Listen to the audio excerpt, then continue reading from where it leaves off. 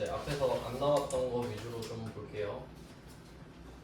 두 문제 풀면서 기본적인 입력 사항은 다 봤고요.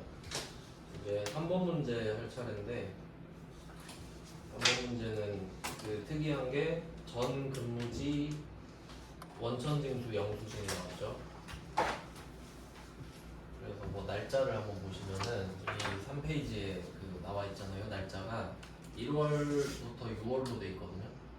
그러니까 1월, 6월 근무하고 퇴사하고 6개월치 연말정산된 영수증을 갖고 우리 회사로 온 거죠. 나는 이것까지 반영을 해서 연말정산을 해줘야 되거든요. 네, 그래서 저번에는 퇴사를 시켰는데 이번에는 그 퇴사한 직원이 갖고 온 거를 연말정산을 해주는 경우입니다. 요거는 뭐 굳이 기출을 새로 받을 필요는 없으니까 그냥 여기 얹어서 할게요. 그 연말정산 추가 자료 입력에 있거든요. 자, 여기서 뭐 서주원, 유재호 있는데 아무나 상관없어요. 그냥 서주원으로 해보겠습니다. 아무나 하셔도 돼요. 여기서 소득명세라고 탭이 옆에 쭉 있는데 소득명세는 전에 근무한 것도 소득이고 여기서 근무해서 받은 것도 소득이니까 합쳐야 이 사람의 1년 소득이 되겠죠.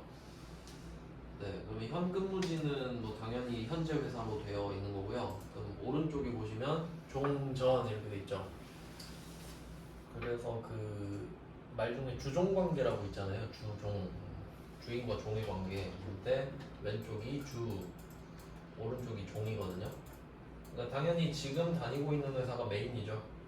종은 서브고요. 그러니까 여기다가 서브를 얹겠다 이 말이죠. 합치겠다 이 말이에요. 전 근무지가 종 근무지가 되겠죠. 여기에 이름을 써줄게요. 주 강남 상사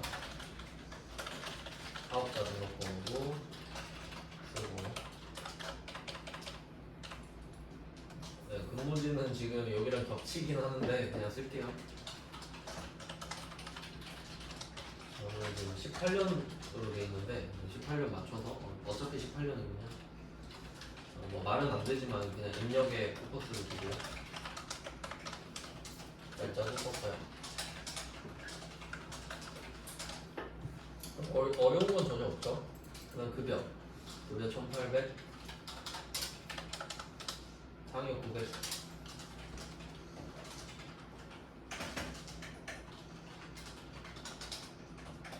네, 그 다음에 아래로 쭉 내려갑니다. 이제 사대보험까지 계산을 해줘야 되는데, 네, 밑으로 쭉 내려와 보시면은 직장이죠. 직장에 건강보험료, 장기요양보험료, 고용보험료, 국민연금보험료 있습니다. 이거를 적어줄게요. 맨 오른쪽 칸에 적어주셔야 됩니다. 우리 납세조합 아니기 때문에 여기다가 써주세요. 그러면 이게 순서가 뒤죽박죽 돼 있으니까 잘 보고 입력을 해주세요. 824,400원. 장기 요양보험 62,000원.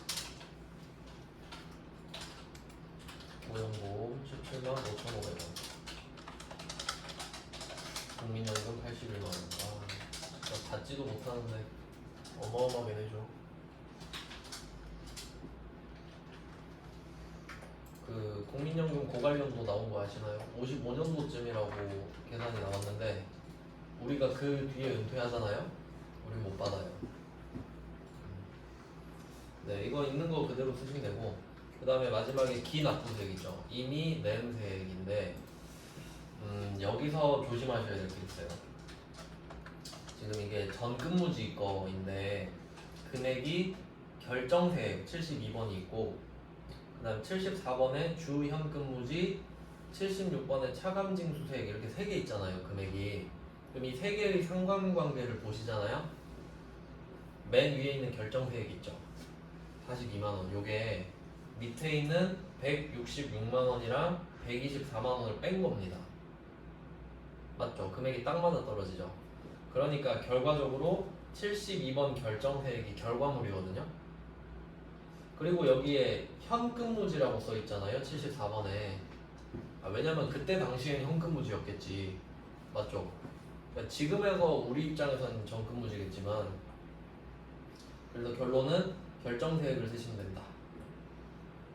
결정세액만 표시해두세요.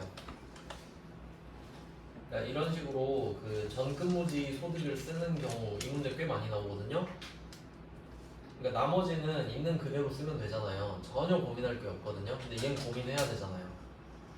소득세, 지방소득세 있죠. 요거는 고민을 해야 되니까 결정세액을 씁니다. 42만원에 46,000원.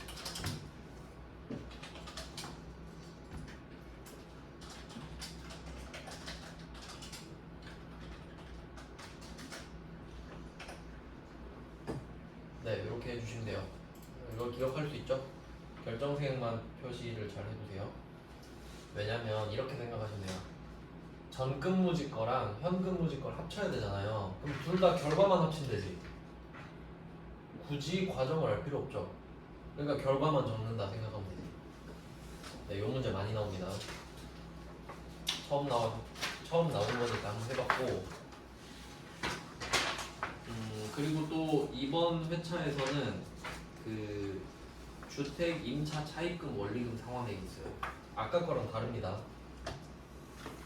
네, 그럼 이거는 쓰고 그 다시 연말정산 입력 탭으로 넘어갈게요. 네, 이쪽이 메인입니다. 그럼 아까처럼 34번 한번 찾아볼까요? 왼쪽에 34번 34번으로 들어왔어요. 그럼 아까는 밑에 칸에서 했는데 지금은 윗칸이거든요. 주택 차입금, 주택 임차 차입금 원리금 상환액입니다. 네, 원리금은 원금이랑 이자를 합친 거죠. 그러면 뭐 얼마 빌렸나 보니까 이자가 30, 원금이 330. 근데 이게 컨셉 자체가 원리금이잖아요. 그러니까 금액을 합쳐서 쓰셔야 돼요. 330만 원으로. 어디서 빌렸나 하니까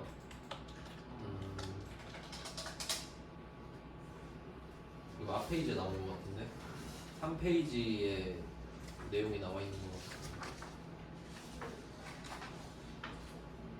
아, 나와 있네. 3페이지 보면은 그 맨 위에 있죠. 3페이지 맨 위에 박스 하나 있잖아요. 거기 2번 보시면 전세 자금 대출을 받았다. 해당 주택은 국민주택 규모의 주택이며 민국은행으로부터 대출받았다 돼 있죠. 대출기관. 은행 대출기관이죠. 그래서 대출기관에 330만 원을 적어라 이렇습니다. 실제로는 같은 장에 있었겠는데 이게 그 A4 용지로 나누니까 쪼개졌어요.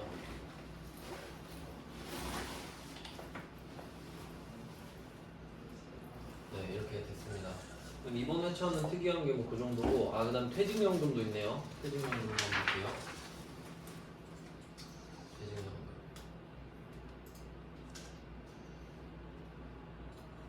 퇴직연금은 여기 연금저축 등 1번, 2번 이렇게 있죠. 둘 중에 하나 있는데 1번부터 한번 들어가 볼까요?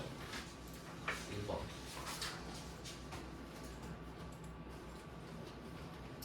1번에 보면 또 네모 1번, 네모 2번, 네모 3번이 있는데 우리는 정확한 글자로 퇴직연금을 찾아야 됩니다.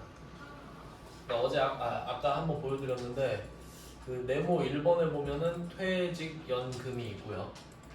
그 다음에 네모 2번을 클릭을 해보면 개인 연금저축, 연금저축 이렇게 있어요. 그러니까 세 개가 다른 거죠.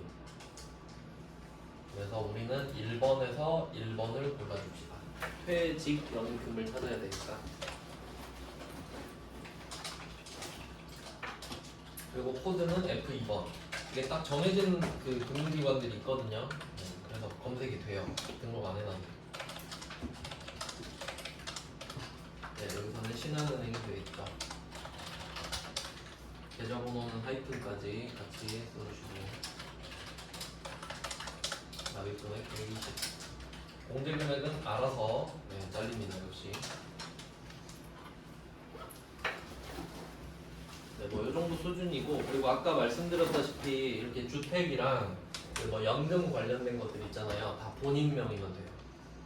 그래서 보면은 퇴직연금 본인 명의죠. 가족 없으니까. 네, 네, 그리고 주택도 뭐 본인 명의로 대출 받은 거잖아요. 그래서 뭐 다 되는 겁니다.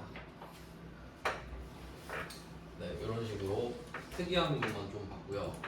그러니까 지금 입력하는 거 위주로 좀 본 다음에 이제 이론으로 또 넘어갈게요.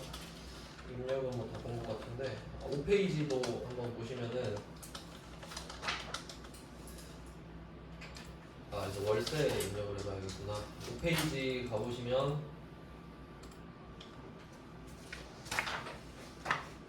네, 이 5페이지도 보면은 위에 종전근무지라고 써있죠. 아까는 그 서류상으로 예쁘게 딱 있었는데 이 5페이지에 있는 거는 종전근무지를 그냥 숫자만 넣어놨죠. 그럼 여기서 조심할 거는 뭐죠? 그 밑에 결정세액만 표시하면 되죠. 이거 그 은근 헷갈려요. 저는 엄청 헷갈렸거든요. 그러니까 결정세액만 딱 표시하고 나머지는 안 쓰잖아요. 그 결과물만 적으면 되니까. 이거 뭐 두 번은 안 하고요. 그 다음에 월세 세액공제가 여기 있으니까 이걸 한번 해볼게요. 5페이지 아래쪽을 보시면은 개인연금저축 있죠. 그러니까 이게 그 이름이 되게 비슷비슷하다 보니까 헷갈릴 수 있어요. 개인연금저축이죠. 연금저축이 아닙니다. 요거는 그냥 입력은 안 할게요. 이름만 보시라는 거예요. 다르다 이거지. 네, 뭐 2번까지 갈 일은 없을 것 같고요. 연금저축은 1번에서 끝날 것 같습니다. 뭐 입력하는 게 어렵진 않으니까 보시고. 그 다음에 여기 이 문제에서는 월세액 명세 있죠. 월세액 명세. 그 5페이지 아래쪽에 있죠. 개인연금저축 위에 월세액 명세. 이게 지금 앞에서는 한 번도 안 나왔던 것 같은데요. 뭐 그렇게 해서 5번으로 넘어갔군요. 그럼 얘를 한번 입력을 해봅시다. 월세 세액공제. 이거는 좀 그 자취하시는 분들이 모르는 경우가 좀 많은데 이거 꽤 유용합니다. 한번 입력을 해보면서 설명을 드릴게요. 그럼 만약에 내가 그 타지에 나가서 일을 해야 돼서 원룸에 살고 있어요. 또 월세를 내겠죠 보통. 그런 내용이라고 보시면 돼요. 그러면 임대인 이름을 적습니다. 김서민. 월세 주택임차예요. 월세 주택임차. 임대인명 김서민. 주민등록번호는 나왔으니까 적어주셔야죠. 타이프는 안 씁니다.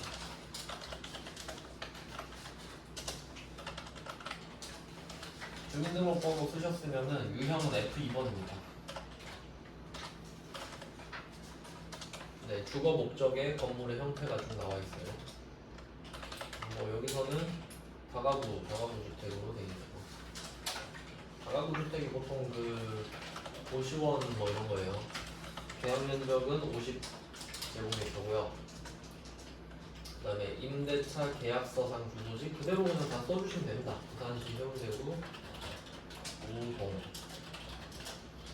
건지 우동 206호.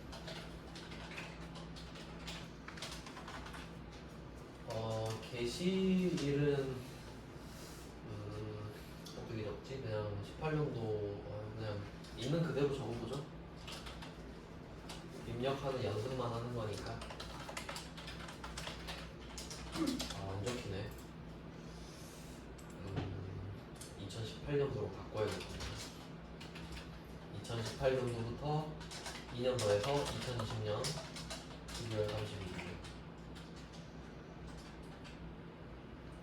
네, 그러면 이 사람은 지금 3년 계약을 한 거네. 3개년이죠, 3개년. 그 다음에 연간 월세액인데 이거 조심해야 됩니다. 얼마 쓸까요? 360만 원 써야죠. 연간 월세액이죠. 1년에 얼마 냈냐고? 360만 원이고. 그리고 지금 이 문제가 22년도 거거든요. 그러면 이것도 잘 보시면은 22년도 1월 1일부터 계약이 시작했잖아요. 그래서 36만 원이에요. 계약을 2월 1일에 했을 수도 있죠. 2월 1일에 했으면 11개월이잖아요. 그럼 그땐 330만 원이겠지. 뭐 그 정도 계산은 당연한 거죠. 낸 만큼 세액공제를 받으니까. 네, 그리고 옆으로 가보시잖아요. 자, 세액공제 그거 보이세요? 공제 금액이 왜 이렇게 적지? 원래 15% 정도 돼야 되는데 소득이 많이 잡혀있나? 그것도 아닌데 원래 12%, 15%이 정도 들어가거든요. 금액이 좀 적.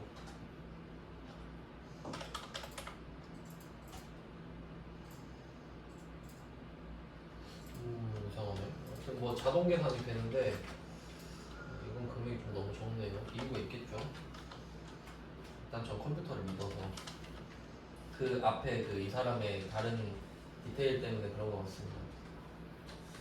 그래서 요거 그 여러분도 받을 수 있으니까 알고 계시면 됩니다. 근데 그 전입 신고를 해야 돼요. 꼭 반드시.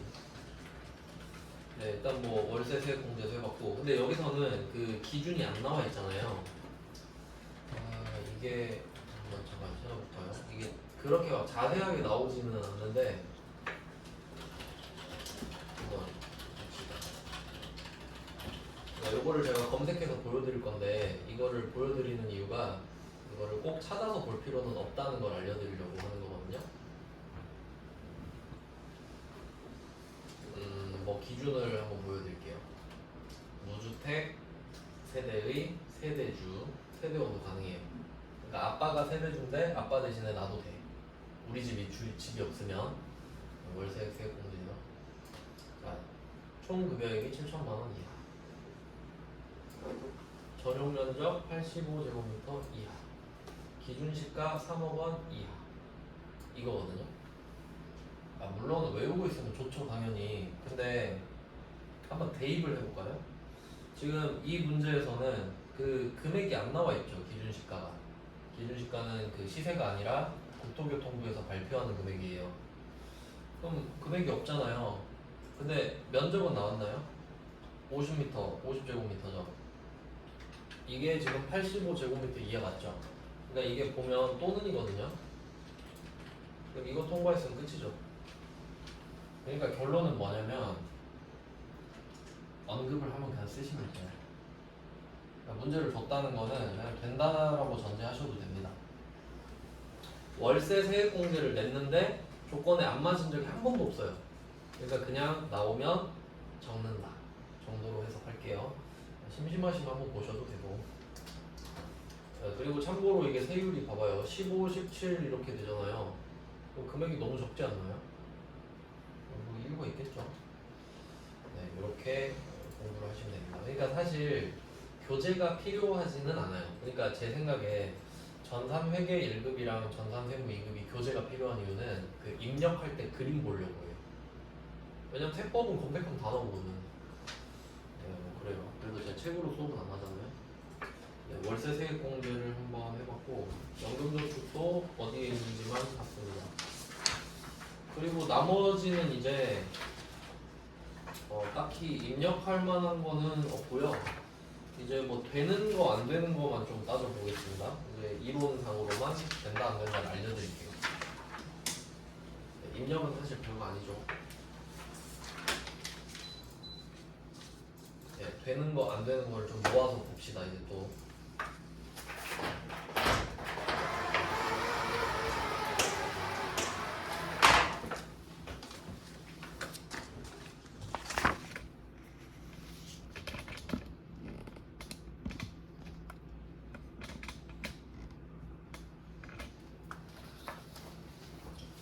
네, 그럼 아까 입력 위주로 봤던 게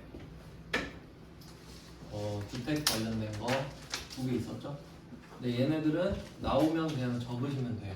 칸에 맞춰서 언제 빌렸냐, 어디서 빌렸냐, 고정금리냐 그거 확인해서 보시면 되고, 그 다음에 연금 시리즈는 전부 다 본인 명의만 되고요. 그 배우자 거는 안 돼요. 내가 배우자 거를 내주고 있다 이런 문제도 있거든요. 지금 이제 볼 건데. 그리고 월세 세액 공제.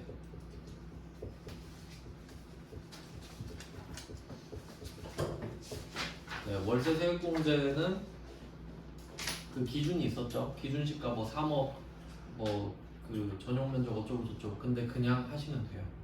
이거 나오면 그냥 쓰세요. 솔직히 가성비가 그렇게 좋진 않잖아요. 외우면 좋긴 한데 7천만 원 무주택 세대주 3억 이하 또는 85제곱 이하.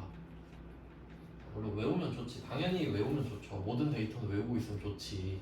한계가 있으니까 문제죠. 그래서 이런 애들은 조금 특이한 애들이고요. 웬만하면 적으시면 되고. 네, 그러면 좀 중요한 애들을 위주로 좀 볼까요? 그럼 5페이지부터 시작을 해보겠습니다. 좀 자주 나오는 거 위주로 정리를 해볼게요. 일단 5페이지에 보면은 교육비의 본인대학원이 나옵니다. 본인대학원. 본인대학원은 되죠. 이게 그 교육비 칸에 들어가 보면은 본인 칸이 따로 있거든요. 근데 본인 칸은 한도가 없어요. 그래서 그냥 그 금액을 적어주시면 돼요. 그러니까 본인은 대학원을 가든 대학교를 가든 초중고를 가든 본인 칸에 적는 겁니다. 본인이니까. 본인은 한도 제한이 없어요. 본인 대학원은 잘 나오고. 그리고 이거 그것도 알려드렸죠? 카드로 긁는 거 한 번도 안 나왔는데, 자, 이거 신용카드로 긁을 수도 있잖아요. 안 되죠? 신용카드로 긁으면 신용카드는 안 해주죠. 그러니까 이게 한 번도 안 나왔어서 나오면 대기를 해주시면 돼요. 근데 좀 당연해 보이기도 하는데. 그 다음에 또 잘 나오는 게 안경 아니겠습니까? 시력 보정용 안경 콘택트 렌즈. 시력 보정용 안경 콘택트 렌즈. 한도 50만원입니다. 1인당 50만원, 1년에 50만원. 잘 나옵니다. 여기서도 나왔죠.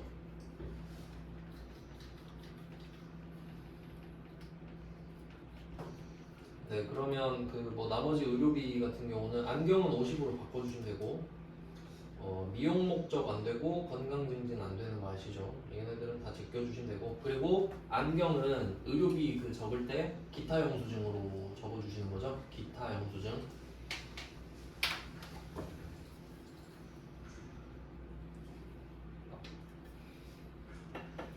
네, 그리고 이 문제는 특이한 사항이 없는 것 같습니다. 넘어갈게요. 얼른 다 봐야 되니까.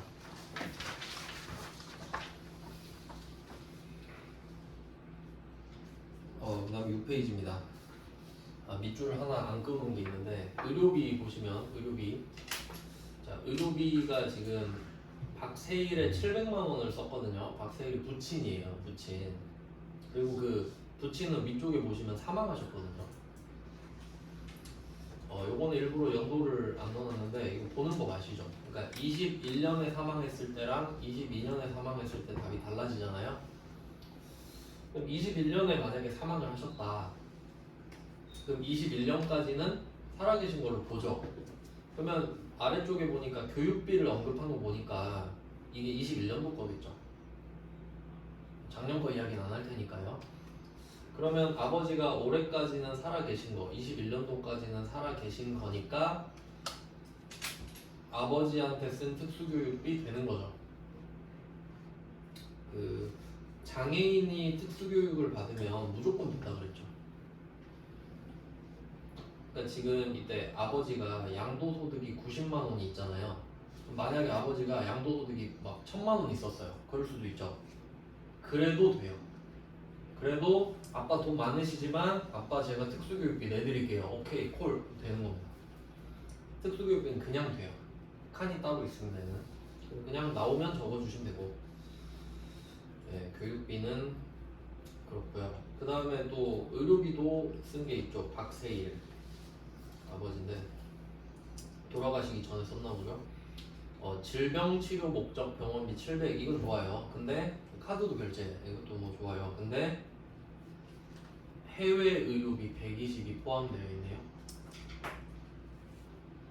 이거 생각을 한번 해보죠. 그러니까 아버지한테 총 쓴 돈이 700이거든요.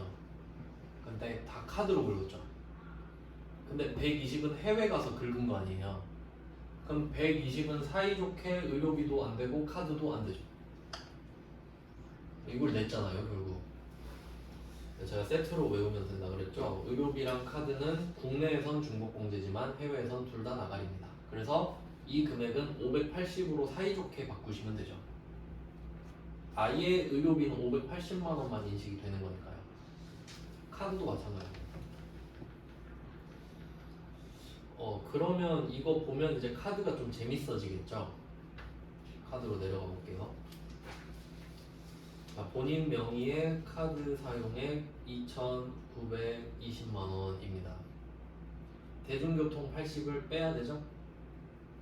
그 다음에 부친의 병원비 700만 원. 요게 이제 문제가 되겠네. 원래 이걸 국내에서 다 긁었으면 안 빼면 되죠? 이거 헷갈리면 이렇게 하시면 돼요. 700을 그냥 빼요. 700을 그냥 빼버려요. 그리고 다시 580을 넣는 거지. 그게 덜 헷갈리죠? 아니면 나는 머리가 좀 좋다. 그럼 120만 빼시고요. 700을 뺐다가 580을 다시 넣으면 결과적으로 처음보다 120이 줄어들어 있죠. 그러니까 120을 빼도 되지. 그래서 80 빼고 120 빼고 맞죠? 이거는 일단 그렇고 자동차 보험료는 빼야죠. 무조건 빼야죠. 보험료랑 교육비랑 기부금은 카드가 안 해주죠. 거기 가서 받으라고 하니까. 오, 이 문제 좋은데요. 이거 카드 쪽이 괜찮네. 80 빼고 120 빼고 100 빼고 그 다음에 피부과 병원비는요? 안 빼죠? 피부과에서 카드 쓴 거 맞잖아요. 카드 쓴 거 맞죠? 얘는 안 빼고. 그럼 결과적으로 300을 빼면 되네. 신용카드는 2,620이 됩니다. 금액은 예쁘게 잘 맞춰놨네요. 네, 그리고 현금 영수증은 20만 원만 빼주시면 되니까 217만 원이 되겠고요. 이런 문제 좋죠. 그리고 맨 밑에는 연금저축이 따로 있고 퇴직연금이 따로 있네요. 별말 없으면 본인 거겠죠? 본인 거면은 다 되고요. 어차피 한도 끊어지니까. 네, 이 정도 보시면 될 것 같고. 그래서 이 문제는 해외 의료비도 밑줄을 좀 그어두시면 좋은데 카드 쪽도 좀 중요 표시해 주시고요. 카드. 이런 문제가 아마 대세가 될 것 같거든요. 네, 6페이지 봤고요. 그 다음은 7페이지 가겠습니다.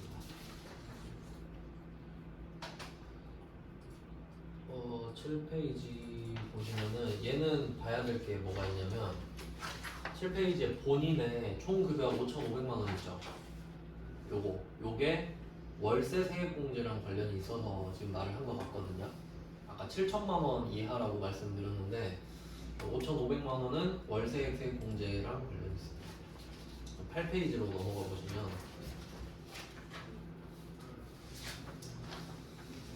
8페이지로 넘어가시면 그 칸이 질러져 있는데 5번째 칸에 월세 주택임차 써 있죠. 그러니까 이게 그 밑밥을 깐 거지. 7천만 원. 아, 그리고 아까 그 보여드린 게 3억으로 돼 있었는데 이게 4억일 텐데.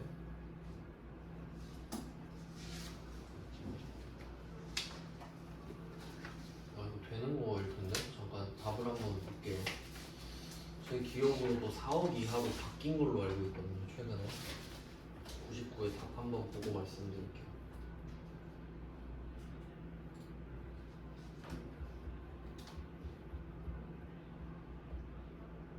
이게 물가가 오르잖아요. 그러니까 반영해서 조금씩 금액이 올라가는 경향이 있거든요.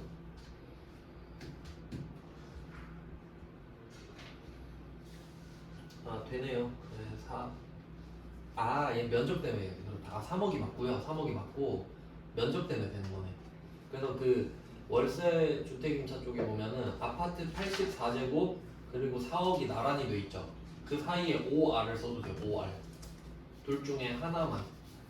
그러니까 3억 이하 또는 85제곱미터 이하니까. 그럼 얘는 85제곱미터 이하니까 통과한 거죠. 맞네요. 잘 냈네. 3억입니다. 3억. 방금 그 인터넷으로 보여드린 거는 업데이트가 24일 전에 된 거라서 맞네요. 그러면 월세 세액공제 한번 확인해봤고, 그러니까 결과적으로 말씀을 드리면 나오면 쓰면 되죠.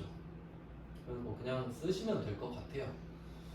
그 정도는 괜찮을 것 같습니다. 네, 그 다음에 그 밑줄 그어놓은 게 좀 많죠? 하나씩 보겠습니다. 의료비 보시면은 질병치료비 미국 현지 병원에서 치료한 거는 인정 안 해주죠. 아까도 나왔고요. 아까 문제가 더 좋은데. 그 다음에 교육비. 교육비 이거 그거 잘 보셔야 됩니다. 제가 교복 구입비랑 체험학습비 밑줄 그어놨는데 일단 첫 번째 이유는 한도가 있기 때문이죠. 교복은 한도가 50만 원, 체험학습비는 한도가 30만 원이잖아요. 요거 반영해서 쓸 줄 아느냐. 그러면 지금 박하나의 교육비는 80만 원으로 조정해서 써야 되죠. 일단 그게 포인트고요. 그 다음에 두 번째, 박하나가 초, 중, 고 중에 뭐냐 이거지. 초, 중, 고 중에 뭐냐. 그래서 얘는 자료 1번이 있잖아요. 네, 자료 1번 7페이지 박하나 14세죠. 중학생이겠죠. 그러니까 되는 거지.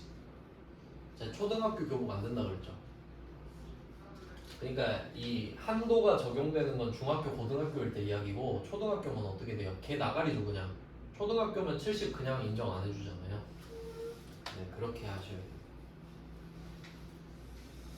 네, 그 다음에 자녀 박하연. 얘도 지금 나이를 봐야 되죠. 영어 학원 갔는데 박하연 5살.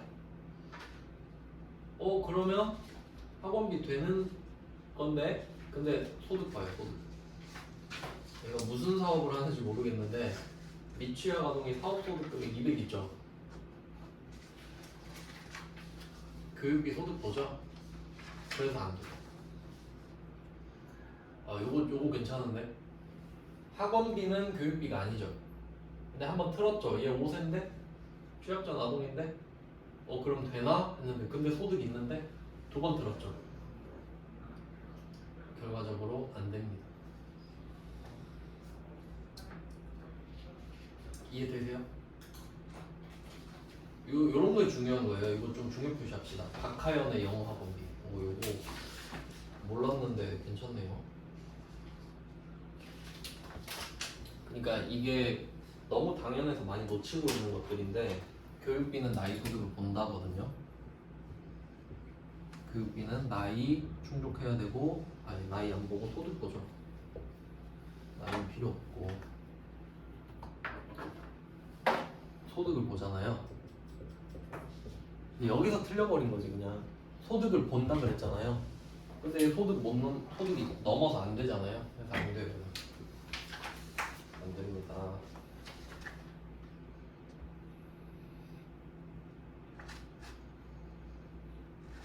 네, 확실하게 한 번 더 보고 말씀드릴게요. 안 돼요. 없어요. 취약전 아동에는 금액이 안 써 있습니다. 네, 이거 아주 좋은 문제고. 그 다음에 어머니는 특수교육비. 특수교육비는 이 엄마의 뭐 다른 내용을 전혀 볼 필요가 없죠. 그냥 나오면 되는 거니까. 특수교육비는 따로 칸이 있으니까 거기 적어주시면 됩니다. 그 다음에 기부금.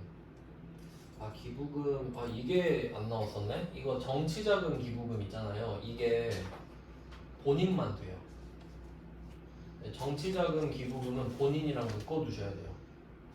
그러니까 배우자의 정치자금 기부금을 내가 해줬다 그럼 안 돼요. 본인만. 그리고 그 정치자금 기부금은 칸이 2개로 돼 있거든요. 아까 보여드렸어야 되는데 문제가 안 나와가지고 그 뭐 칸 한번 보시면 기부금 들어가 보시면은 정치자금 칸이 2개가 있어요. 정치자금 10만 원 이하랑 그리고 10만 원 초과. 왜 이렇게 돼 있냐면 그 정치자금 10만 원 이하는 왜 그러냐면 여기에다가 만약에 여러분이 정치자금 10만 원을 하잖아요. 뭐 국민의힘이든 뭐 민주당이든 내가 10만 원 기부하잖아요. 그러면 10만 원 세액공제 줘요. 그 말은 뭐겠어요? 그냥 공짜로 기부할 수 있게 해주는 거지.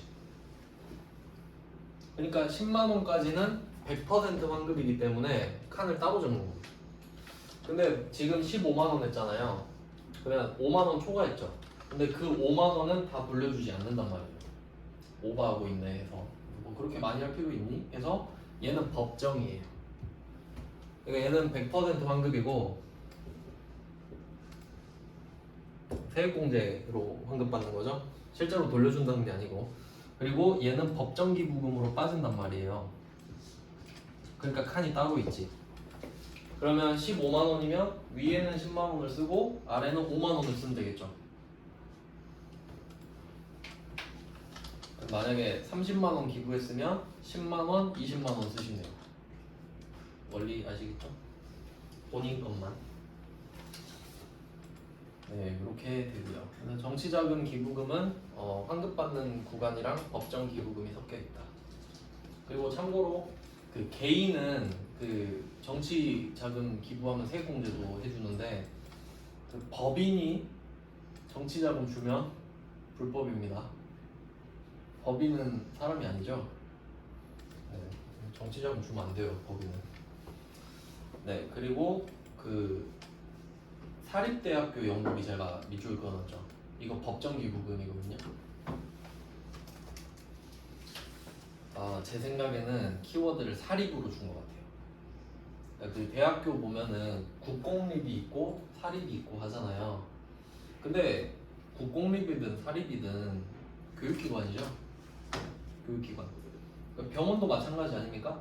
병원도 국공립 병원이 있고 사립 병원이 있잖아요. 그런 것들 다 법정 기부금입니다. 그래서 대학교 연구비 아니면 뭐 병원에 기부했다 이런 것들 법정 기부금입니다. 그러니까 사립이라고 안 되고 그런 거 아니에요. 국공립만 될 것 같잖아요. 왠지 느낌이. 그래서 낸 것 같아요. 사립도 돼요. 법정 기부금. 그 다음에 신용카드로 내려가 보시면 항공기에서 판매하는 면세 물품의 구입 비용 밑줄 그어놨죠. 그 제가 신용카드 쪽에서 안 되는 것 중에 면세점에서 산 거 안 된다고 말씀드린 적 있죠. 똑같지 않나요?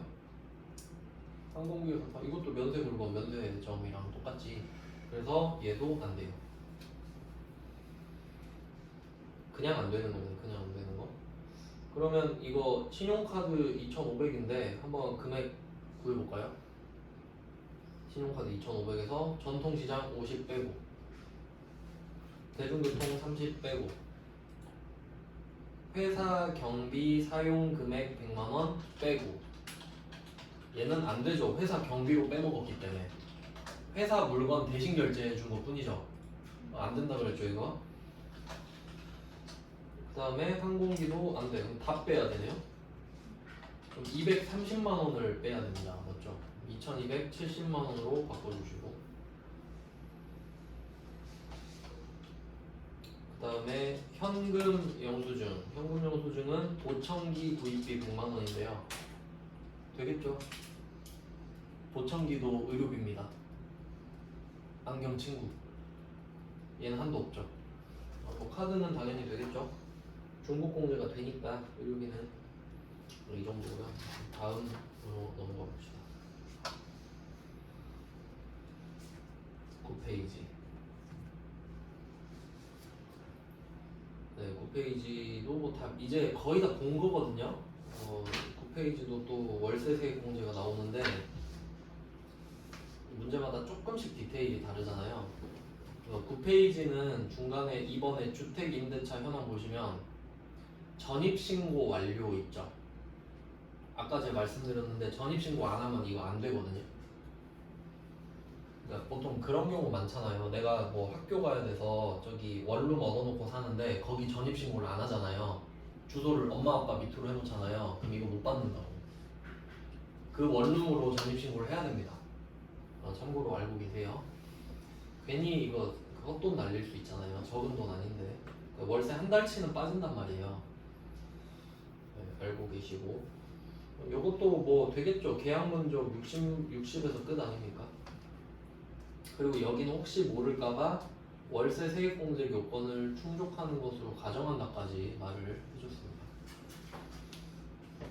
네. 그리고 밑에 거 여기 이 문제 이 회차는 왜 넣어놨냐면 그 교육비에 노인대학 등록금 납입액 써놨죠. 왜 넣어놨을까? 이게 그 윤여선이거든요. 윤여선. 그럼 윤여선 맨 위로 가서 보세요. 장애인이죠. 장애인인데 특수교육비가 아니죠. 일반 교육비죠. 그럼 직계 존속의 교육비예요, 그냥. 그러니까 안 돼. 그러니까 장애인이 장애인 특수교육을 받는 거는 뭐 나이, 소득 다 안 따진다 그랬잖아요. 근데 그게 아니면 직계 존속의 교육비가 돼버리니까 바로 나가립니다. 이것 때문에 넣었어요. 네, 뭐 나머지는 그냥 뭐 따로 보시면 될 것 같고. 네, 특이한 것만 어려워서 볼게요. 그 다음에 11페이지 가보세요. 11페이지. 11페이지는 그 어머니 보시면 어머니 임대 상가의 화재 보험료 이렇게 돼 있죠. 이것도 좀 그럼 지금 어머니가 임대 상가의 화재 보험료 돼 있고 그 위에 상가 임대 소득 금액 써 있죠. 상가를 임대하는 건 사업입니다. 맞죠? 그러니까 사업 소득 이야기 하고 있는 거거든요. 사업 소득. 자, 사업 소득은 이게 사업을 해서 벌어들인 돈이에요. 그러니까 이게 매출액이라 보시면 되거든요. 그러면 이 매출액을 위해서 필요 경비로 쓰는 게 있을 거 아니에요. 사업할 때 쓴 돈 다 인정해 주거든요. 필요 경비, 적격 증빙 받아서 다 인정받고 그 밑에 보면은 사업 소득 금액이 나오잖아요.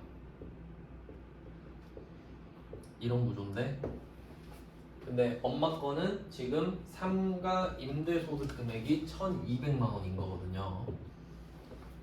결과물만 말해주고 있죠. 자, 여기까지는 이해를 하시면 되고요. 어쨌든 안 되죠. 소득이 100만 원 넘으니까 소득 금액이. 근데 임대 상가의 화재 보험료 있잖아요. 요거는 엄마가 사업 소득으로 얼마를 벌었는지 모르겠거든요. 근데 이 상가를 지키려고 지금 화재 보험 들어오는 거죠. 그러니까 필요 경비에 들어가는 거예요. 이 화재 보험료는. 화재 보험료 120만 원이죠. 그러니까 이 화재 보험료는 엄마의 사업 소득 금액을 만드는 일부인 거지. 그럼 이걸 이게 그러니까 보장성 보험은 맞죠?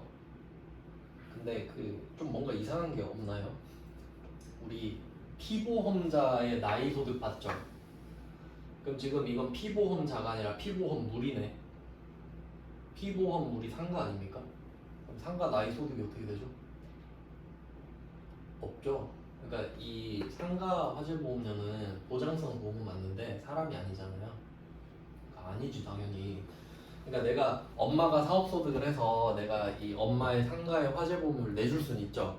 근데 그것까지 연말정산에서 빼달라고 할 순 없지. 엄마 필요 경비로 이미 해먹었는데 맞죠?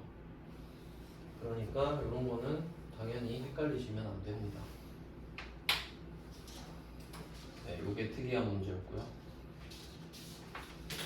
그다음에 뒤로 또 쓱쓱 넘어가 볼게요. 제가 설명 안 드린 것들이 있어가지고 그것만 쭉 보겠습니다. 12페이지. 12페이지는 그 가운데쯤에 모자보건법의 산후조리원 지출비용이죠. 요게 몇 년 전에 들어왔었는데 이게 7천만 원 이하여야 돼요. 그래서 그 문제 5번째 줄 보면 총 급여액의 6천만 원 이렇게 돼 있죠. 네, 요거 때문에.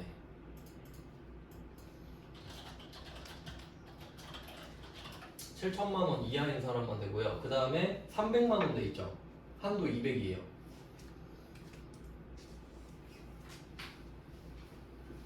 근데 이게 혹시 그렇게까지 문제를 안 낼 것 같긴 한데 그 1회당 출산 1회당 200만 원이거든요. 근데 설마 그러진 않겠는데 실제로 그런 사례가 있다며요. 1월에 출산하고 12월에 출산한 사례가 없진 않겠죠. 그럼 1년에 2번 아닙니까? 그러니까 1년에 200이 아니라 1회당 200이라고. 그러니까 한 명당 200이 아니라 1회당 200. 그러니까 내가 만약에 새 쌍둥이를 낳을 수도 있잖아요. 그래도 200이죠. 애수랑 상관없을 거 아니에요. 산모수랑 상관이지. 그리고 1년이 아니라 출산 회당 200이에요. 근데 1년에 2번 출산했다고는 안 하겠죠. 그건 너무 억지니까. 그래서 총급여 7천만 원 이하 1회당 200만 원 이렇게 알고 계세요. 그러니까 얘는 200만 원으로 잘라서 적어야 된다는 소리예요. 총급여가 6천만 원이니까. 네, 요거 보충 설명해드렸고, 네, 그 다음에 13페이지. 네, 13페이지는 그 윗줄에 초등학교 현장학습 체험 있는데, 초등학교는 현장 체험학습은 초중고 다 되죠? 교복이 중고였죠? 그 다음에 의료기기 구입비도 밑줄을 쳐놨는데, 의사 처방에 따른 구입이죠. 그러니까 의사가 이거 꼭 의족 쓰셔야 된다고, 의족 사셔야 된다고 이런 느낌이죠. 그럼 이것도 치료가 되는 겁니다. 그러니까 당연히 의사 처방이 있어야 되는 거예요. 내 마음대로 사는 건 안 돼요. 네, 그리고 뭐 아래쪽을 보면은 그 월세세 공제 있는데 요거 면적 106이죠. 넘어갔죠? 근데 기준시가가 어때요? 3억 이하죠. 그러니까 되지. 어디 좀 지방에 싼 데인가 봐요. 그러니까 지방은 그 넓어도 싸잖아요. 완전 시골 막 읍면 이런데. 그 다음에 맨 밑에 보면은 이 송도는 국가유공자 등 예우 및 지원에 관한 법률에 의한 상이자다. 이게 여기 상자가 상처 그런 건데, 그 국가유공자 하면은 장애인 2번이거든요. 그러니까 장애인이란 뜻이에요. 국가유공자가 2번 장애인이에요. 한 번도 못 보셨죠? 1번이 장애인복지법, 3번이 중증 환자거든요. 2번이 국가유공자. 그러니까 이거 장애인이란 뜻이에요. 네, 그렇게 알아두시고. 그 다음에 14페이지. 14페이지는 그 아래쪽에 신용카드에 보시면은 중고차 구입비 있죠. 1,000만원. 이거 10%만 된다고 알려드렸었죠. 그래서 이 문제 넣었고요. 중고차 때문에. 그리고 그 기부금, 위에 기부금 보시면 국군장병, 위문금품. 이거 법정기부금. 국방부에 준 거니까. 네, 그 정도 되면 될 것 같고. 이렇게 하나씩 건지는 거예요. 그냥 회차별로. 쭉 넘어가서 16페이지. 자, 16페이지는 아파트 관리비. 이거 인정 안 해준다는 거죠, 카드. 왜냐면 아파트 관리비 원래 내야 되잖아요. 뭐 카드로 낸다고 빼줘? 안 빼준다. 이렇게 됐었죠. 그 다음에 밑에 중학교 교복. 이거 이제 의미 있는 거 아시죠? 중학교 교복이니까 되는 거고, 체험학습비는 뭐 초중고 다 되고요. 이 정도 확인하시고, 다음은 17페이지. 17페이지는 맨 밑에 줄 있죠. 연금저축 나모현 이렇게 밑줄 그어놨는데, 나모현이 배우자입니다. 배우자 연금저축 지금 내가 내주고 있거든요. 이거 안 돼. 본인 아니니까. 그럼 이건 어떻게 하면 돼요? 내가 계좌이체 해주고 네 명의로 네가 넣어라 하면 돼요. 그럼 본인은 받을 거 아니에요. 네, 넘어갑니다. 그 다음에 18페이지. 18페이지는 그 신용카드, 맨 밑에 신용카드 있죠. 신용카드에 리스료 밑줄 그어놨죠. 리스는 돈을 빌린 거라 그랬죠. 그러니까 카드 사용료에 포함이 안 된다. 리스는 돈을 갚는 거니까 그냥. 네, 그 중고차랑 좀 묶어서 보시면 되겠네요. 중고차는 카드 결제하면 10%, 리스료는 아예 안 됨. 네, 그렇게 보시면 되고요. 나머지는 다 겹친 거라서. 그 다음에 19. 얼마 안 남았습니다. 얼른 볼게요. 19페이지는 여기선 학교 통학버스비 얘 때문에 넣었는데, 제가 어제 그 말씀드렸잖아요. 학교 안에서 급식, 교과서, 방과후 이거 다 된다 했죠. 근데 재료비는 안 된다 그랬죠. 그럼 빈부격차 나니까. 근데 학교 통학버스비도 안 돼요. 아 왠지 모르겠네. 그러니까 못하는 데도 있어서 그런가? 그러니까 저는 스쿨버스 없었거든요 학교 다닐 때. 그래서 그런가? 그러니까 저는 이렇게 생각했어요. 학교 밖에는 안 된다. 통학버스 학교 바뀌잖아요. 아마 기숙사비도 안 될걸요? 근데 뭐 좀 디테일한 내용인데 얘는 이거 딱 하나 볼 거 있고요. 그 다음에 20페이지. 이거는 왜 넣었지? 아 20페이지는 이거 왜 넣어놨냐면 그 다음 페이지 넘겨보시면 21페이지랑 22페이지 보시면은 실제 영수증 그림을 넣어놨거든요. 그냥 이렇게 생겼다고 보시라고 넣어놨어요. 그냥 알겠죠? 다 글로 떼워져 있잖아요. 실제로 이렇게 생겼습니다. 이런 걸 내야 돼요. 그 다음에 23페이지 이거 어제 봤던 건데 23페이지는 대한적십자사 이거 법정기부금인 거 알려드렸죠? 네, 그거 하나 건질 거 있고요. 그 다음에 이제 끝났다. 25페이지는 앞에 넣은 건가 이거? 아 이거 괜히 넣었네. 24, 25 이거는 앞에 넣었던 겁니다. 네, X표 치시면 돼요. 99에 아까 봤죠? 24, 25는 중복이에요. 네, 그리고 입력은 여러분이 그 연습해보세요. 네, 그 판단하는 게 중요하니까. 진도는 이렇게 끝나서 이제 2주 남았잖아요, 시험이. 그래서 여러분이 이제 기출문제를 하루에 한 원씩 푼다든가 그런 식으로 하다가 이제 막히는 거 물어보시면 되고, 그리고 그 내일부터는 이제 이론을 따로 드릴 거예요. 그러니까 회계 1급 때는 이론을 할 그 좀 실력이 안 되는데 이제 이론 재무회계 부분을 따로 나눠드리고 또 볼게요. 네, 고생하셨습니다.